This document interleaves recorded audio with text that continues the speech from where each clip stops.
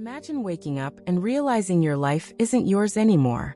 Not metaphorically, not emotionally, literally. My name is Amanda, and I live in Sweden. I'm 27 years old.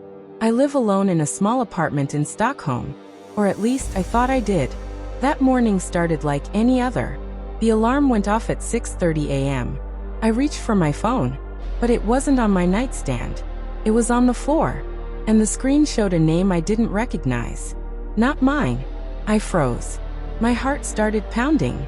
Have you ever woken up and felt something was wrong but couldn't explain it? I sat up slowly. The room looked familiar, but something felt off. The furniture was the same. The walls were the same color, but the photos on the wall, they were not mine. I walked closer. In the picture frame was a woman who looked exactly like me.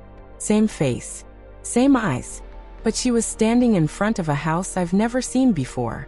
My breathing got heavier. I touched the frame. It felt real. Too real. Before I continue, if you're enjoying this story, subscribe to my channel right now. And tell me in the comments, where are you watching this video from? I want to know. Now let's continue. I ran to the bathroom. I looked into the mirror. The reflection looked like me, but my hair was shorter, and there was a small scar on my forehead. I don't have a scar. I leaned closer. The scar was real. I touched it. It hurt. My stomach dropped. This wasn't a dream. What would you do if your reflection changed overnight? I grabbed my phone. It was unlocked. That was strange. There were messages already open. From someone named Daniel. The messages said, "Are you okay? You didn't answer last night. Please don't ignore me again." My hands started shaking. I didn't know a Daniel. Or at least, I didn't think I did. I opened the photo gallery. Hundreds of pictures. All of me, but not my life. Different places. Different friends. Different apartment. Different city. Even a dog. I've never owned a dog. My throat tightened. I felt trapped. Like I was inside someone else's memories. Pause. If you think this story is intense, smash the subscribe button and comment where you're watching from. Let's build this community. Now back to the story. I decided to go outside. Maybe fresh air would help. I put on shoes I found near the door. They fit perfectly. That scared me more than anything. How do shoes fit perfectly if this isn't my life? Outside, the streets looked normal. People were walking. Cars were passing. The world didn't care that mine had collapsed. I walked toward a cafe nearby. The barista looked at me and smiled. "Morning, Amanda." My body froze. He knows me, but I don't know him. How many people in your life would still recognize you if you became someone else overnight? I sat down, opened my phone again, scrolled deeper. I found a calendar. Today was marked with an appointment at a place called Neurosync Research Center. That name didn't mean anything to me, but something about it felt dangerous. My chest tightened. I felt like I was being watched. I opened maps. The location was only 15 minutes away. My curiosity fought with fear. Fear won, but curiosity was stronger. I started walking. My hands were cold. My thoughts were racing. On the way, I kept thinking, is this a mistake?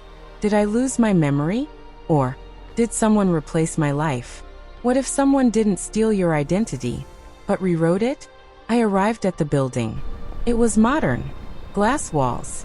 Security cameras. The sign read, Neurosync Research Center. My stomach dropped. This was real. Inside, the receptionist looked at me calmly. "Welcome back, Amanda." Back. Before I could speak, she handed me a badge. It had my photo, but the job title shocked me. Project participant. Participant in what? My heart started racing. A man approached me. He looked serious. He said softly, "Are you experiencing confusion again?" Again? I felt dizzy. The room started spinning. And suddenly, flash memories hit me. Bright lights. A lab. Being connected to machines. Signing a consent form. Hearing the words. Memory transfer trial. What if your life wasn't stolen? What if it was an experiment? I stepped back. No, I don't remember any of this. The man nodded slowly. That's the point. My blood ran cold. He explained. I volunteered for a memory simulation project.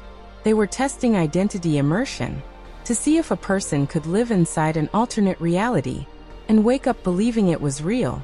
My knees felt weak. Was this my real life? Or the simulation? He looked at me and said something that shattered me. The experiment is over. You are waking up. I felt tears forming. So this life, was it fake? Or was my previous life fake? If you could choose between two lives, which one would you trust? I ran out of the building. The air felt different. My thoughts felt clearer. Or maybe more confused. My phone buzzed. A message from Daniel. It said, "Welcome back." I stopped walking. My hands trembled. Was Daniel part of the experiment? Was everyone? Or was this message proof that something is still running? If this story is making you think differently, subscribe now and comment what you thought before the ending. I want to know if you predicted this twist. And tell me again, where are you watching from? Let's continue. That night, I went home, but I didn't feel fear anymore. I felt awareness. Maybe life isn't about which version is real. Maybe it's about how we respond when reality shifts. What if waking up in someone else's life isn't about losing yourself, but discovering who you are without the script? I looked into the mirror again. The scar was still there, but this time I smiled, because I realized something powerful. Whether this is a simulation or reality, I am still conscious, and consciousness is power. If this story made you think, comment what you thought before the ending. Did you think it was a dream? A kidnapping? A parallel universe? Tell me. And don't forget to subscribe to my channel for more emotional storytelling videos like this. Life can change without warning, but your awareness? That's yours. Always.